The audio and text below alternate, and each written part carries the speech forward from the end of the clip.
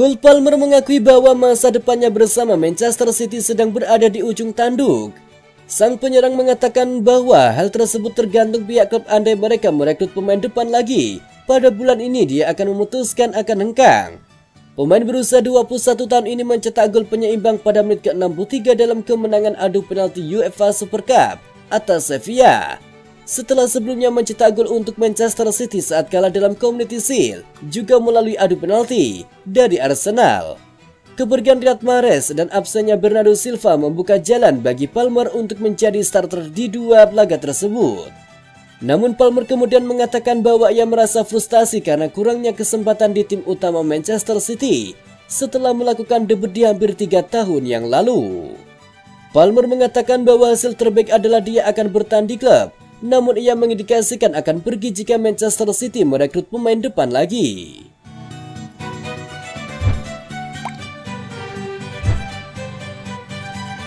Gelandang Manchester City Kevin De Bruyne telah rampung menjalani operasi untuk mengatasi cedera hamstring yang dialaminya pada laga pekan pertama Premier League.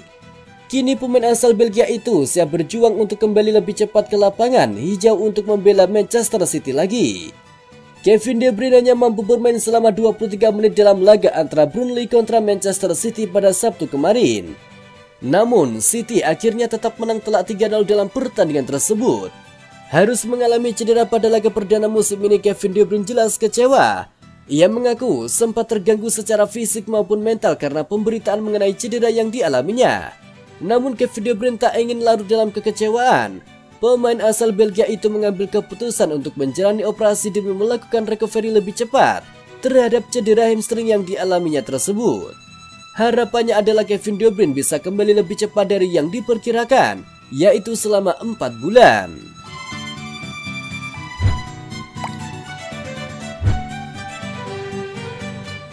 Pelatih Manchester City Pep Guardiola kena nyinyir setelah masuk nominasi pelatih terbaik untuk tim pria versi UEFA.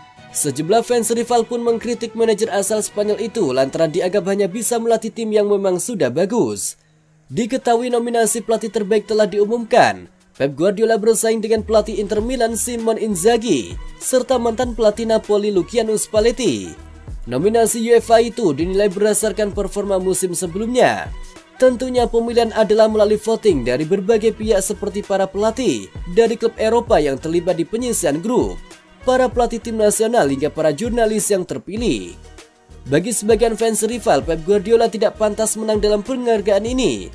Mereka beranggapan Pep Guardiola tak akan mampu mengangkat klub yang sedang terpuruk. Sedangkan Simone Inzaghi dan Luciano Spalletti disebutkan lebih pantas. Akan tetapi secara prestasi Pep Guardiola tentu lebih mengagumkan dengan menjadi pemenang treble musim lalu. Belum lagi The Citizens juga berhasil menjadi pemenang Liga Premier 5 kali dalam 6 tahun terakhir. Pep Guardiola bahkan sudah mengoleksi 36 gol selama 14 tahun karirnya sebagai pelatih.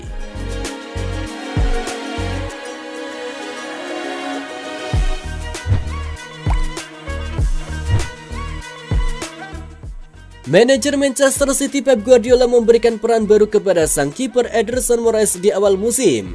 Penjaga gawang asal Brazil itu bertugas sebagai ball playing goalkeeper yang berdiri sejajar dengan bek tengah untuk menambah opsi penguasaan bola serta menjadi distributor operan progresif.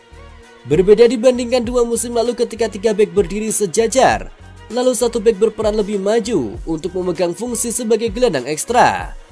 Kini 4 bek sejajar itu terdiri dari 2 bek tengah, 1 bek sayap dan Ederson. 1 bek sayap lainnya berdiri sejajar dengan seorang gelandang bertahan. Hal itu terlihat pada laga perdana City di Liga Inggris 2023-2024 melawan Burnley pekan lalu di Stadion Turf Moor. Ederson menjadi pemain ketiga City yang paling banyak melepaskan operan dengan 75 operan. Angka itu hanya kalah dari Rodri dan Manuel Akanji. Kemudian dari angka operan itu terdapat 47 operan yang dilepaskan dari dalam kotak penalti. Sebanyak 28 operan lainnya dilakukan di luar kotak penalti. Selain menjadi pemain yang membantu awal mula serangan, Ederson juga sering melepas umpan jauh yang mengarah kepada 2 penyerang, Erling Haaland dan Julian Alvarez. Hal itu membuat total jarak operan progresif Ederson mencapai 1088 meter.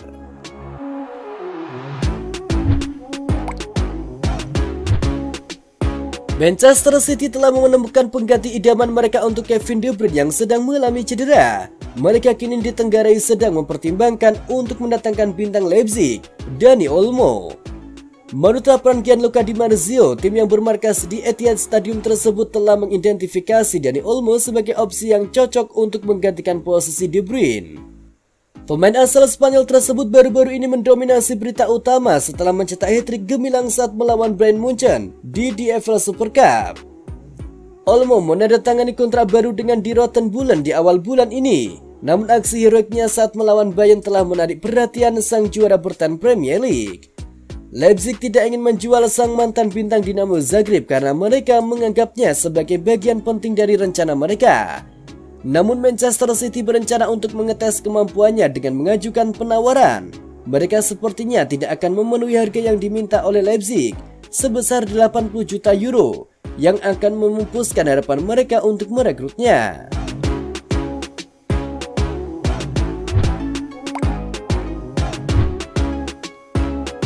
Manchester City merampungkan treble winners musim lalu. Anak asuh Pep Guardiola melakukan apa yang tadinya hanya bisa dicapai skuad MU di era 98-99.